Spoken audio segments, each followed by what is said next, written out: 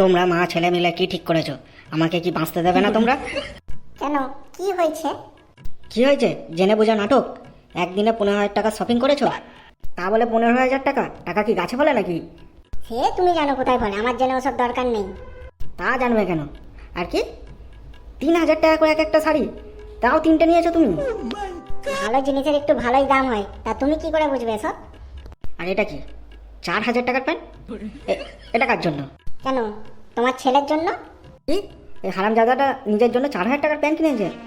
আরে আমি একটা জাঙ্গিয়াকে 4 বার ধরে সেলাই করে পরি, আর ও 4,000 টাকার প্যান্ট কিনছে বাবু পরার জন্য। হ্যাঁ, জাঙ্গিয়াকেও তুমি সেলাই করে পড়ো? এ হারামজাদা একদম চুপ কর। তুই 4,000 টাকার প্যান্ট কিনেছিস, তো 40 টাকা রোজগার করার মুহূর্তে নেই, তুই 4,000 টাকার প্যান্ট পরবি? কেন, তোমারই তো ছেলে কিনেছে, তোমারই তো ছেলে পড়বে না পাশের বাড়ির ছেলে পড়বে? তা বলে 4,000 টাকা দামি। আর এটা কি 1,000 টাকার? বাবা, ওটা পারফিউম আছে, বডি স্প্রে, বডি স্প্রে। কি? আজকে তোকে মেরে তোর পিঠের ছাল চামড়া তুলে দেবো জানোয়ার, তাতে স্প্রে লাগাবো। বডি স্প্রে 1,000 টাকা, জানোয়ার ছেলে।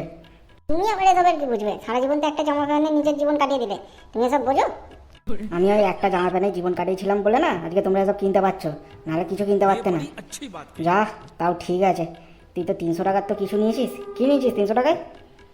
না বাবা, ওটা আমি 300 টাকায় মানে আমার জন্য একটা রুমাল কিনেছিলাম আর কি। কি 300 টাকাতে একটা রুমাল?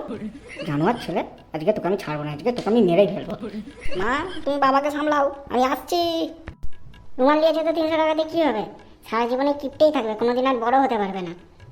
বন্ধুরা, আমার মনে হচ্ছে এই মা ছেলেপিলে আমাকে একদম ভিখারি করে দেবে।